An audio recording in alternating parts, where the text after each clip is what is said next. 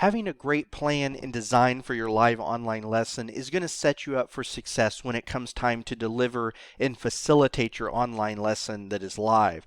Now, in this video, I'm going to talk through some strategies for delivering your live online lesson for success. Now, when you're delivering your lesson, there are a few things that you want to think about in that process. The first of all is doing a quality check, and we're going to talk through some key considerations related to quality in live online learning experiences. You'll also have to think about things like managing registrations and preparing access and delivery to the live online platform that you'll be using. And then finally, I'm going to talk through some strategies for facilitating learning experiences in a live online setting as well. So checking for quality matters a great deal when you're delivering live online experiences, because you don't want to be changing things on the fly or notice something that you don't maybe not want in there, or it's inaccurate in that live setting. And so there's some things you want to think about. So one is making sure things are accurate. Make sure your content is accurate. This is especially important if you're working in subject matter that is always changing. Let's say if there's regulatory or technology changes and things of that nature. So you want to make sure what is in the live lesson, the materials that you create, is indeed accurate for the time you're delivering it. Next, you want to think about the functionality. So if you're going to be using technology tools, you're going to be doing a demonstration, you want to make sure that it's going to be functioning properly and that you are aware of the various features and tools that are in there and that they are working as they should. And then finally, be thinking about the experience that learners will have as they engage with the live online learning experience. So, for instance, how do they access the live online session? Do they know when it is? Have you considered time zone considerations, right? Those are considerations that come in to the experience when you start talking about quality and making sure that what you're delivering is a high quality learning experience there in that live online setting. So when you're talking about registrations, this can be a little bit different in live online settings because you may have a webinar tool or something of that nature that is collecting registrations. And so you'll want to think about ways of making sure people can sign up, but also get reminders and add calendar invites and things of that nature. They're going to help them to understand and know when that time comes that they're ready to log in.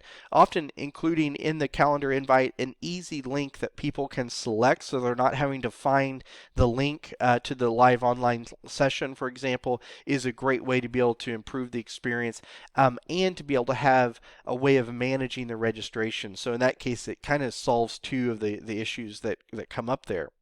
The next thing you'll want to think about is preparing the environment for access and delivery. So when you're using a live online session, you're often using a web conferencing platform or something of that nature. And so there's often some features there that you'll want to turn on or turn off when it comes time to delivering it. So for instance, will people be able to unmute themselves? Will they be able to talk through audio? Or are you just allowing for chat features?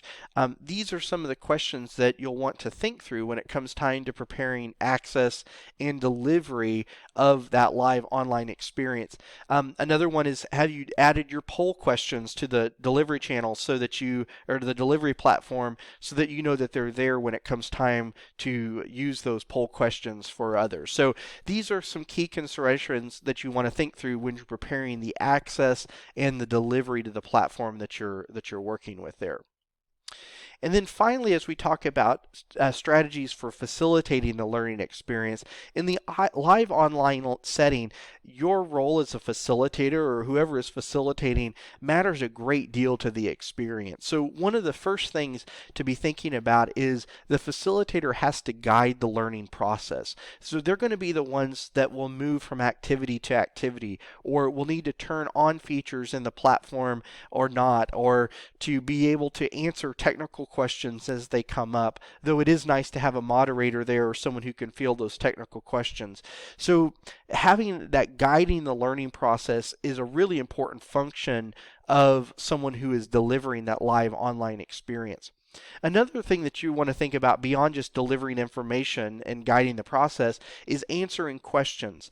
One of the great benefits that a live setting affords people is the ability to answer questions and the ability to to get their questions answered in a very timely manner, and actually pull up and do demonstrations around those questions. And so being able to think about ways of organizing and facilitating that question and answer feedback, question and answer aspects are really important. And then the third component is feedback, is you're able to provide learners feedback in real time about how they're doing, so maybe some pointers and guidance that they want to be thinking about there. But being able to provide feedback in that framework can be a great value add from a live online learning experience standpoint. So when you're thinking about facilitating live online learning experiences, think about your role in terms of guiding the learning process, bringing in questions and answering those questions, and then providing feedback as a key part to that learning experience.